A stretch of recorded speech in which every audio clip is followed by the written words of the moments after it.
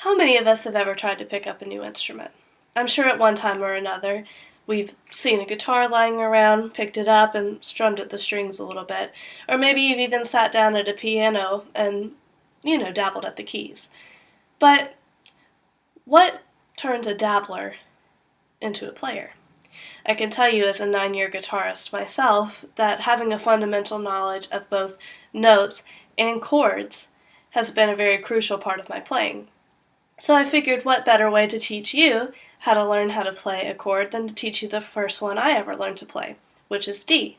So hopefully by the end of this, you'll all walk away feeling like a little bit less of a dabbler and more like an actual player, and you'll know your first chord. So, speaking of chords, what exactly is it? Christopher Hart from the Centre of Digital Music in London has described a chord as having 3 fundamental parts. The first one is a natural note. The second one is an interval, and the third is a modifier.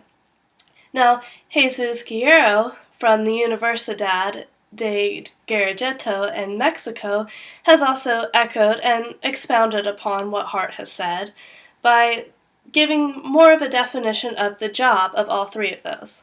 So, going back to the first one, a natural note is also called a root note. The job of this is to name the chord. So, obviously with the D chord, D is going to be our natural note. The second one, the interval, that's going to give the job of whether or not the chord is going to be in a major key or a minor key. A major key is going to make it sound happy, or a minor key would make it sound kind of dark and eerie. Now, if you've ever heard a D played on a guitar, it can easily be inferred that it is definitely a major chord. And lastly, the modifier is going to determine whether or not the chord is sharp or flat. So, with a D chord, you have the D note, which is the natural, the A, which is the interval, and F sharp is the modifier. So, now that we know what our chord is made of, it's really important that we know where to place it. So if you look at the guitar, you'll also see that the guitar has mainly 3 fundamental parts. The largest, of course, is going to be called the body of the guitar and have the sound hole in the middle. That's where the music is going to resonate from. Going up from that is going to be the neck of the guitar. The neck is going to hold the fretboard, and then the very top of it is called the headstock, and it holds the tuning keys so you can change the way each of the 6 strings sounds on the guitar. But focusing in on where our chord is going to go, that is going to go on our fretboard. How you can tell where your chord is going to go is because each fret is separated by a metal bar that goes across. They're all evenly displaced across the neck of the guitar. Now we're going to skip the first fret, and our D chord is actually going to be placed mainly on the 2nd and the 3rd fret. So, now that we know that, we also need to know that there's one other important thing to know about chords, is that there's a lot of different ways that you can actually play them. And the professor of Southeast Missouri State University, Jeffrey Noonan, has actually quoted as saying that many guitarists prefer to play a chord in the first position. That means that that is the most basic way you can play. You're going to play 3 strings, 3 notes, that's it. But a harder and more advanced way is actually called a bar chord. Now, barring a chord, actually, it can make it easier depending on where you're actually going to place it. If you're playing up and down the neck a lot, and it's more convenient to play a bar chord rather than to reach all the way up at the top and grab a D chord, then you would prefer bar chords.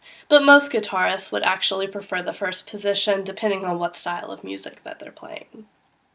So, we've talked about what a chord is and where it goes, but we also need to know a little bit about the strings on the guitar. Now, this is a 6-string guitar, so obviously there's going to be 6 standard strings, and you're going to need to know the names of them. We're going to start with the 6th string. This is called the low E, and you can see how low it is. After that is going to be your A string, your D string, your G string, your B, and then your high E. And you can tell that it's a lot higher than their first one was. So Our guitar right now is in standard tuning, meaning that none of the pegs have been modified to a different pitch. So, knowing that, we also know that because our guitar is not capoed and it's not changing any of the frets or the keys, that our guitar is also in open position. So now we're ready to actually play our chord. So I'm going to pick up the guitar and show you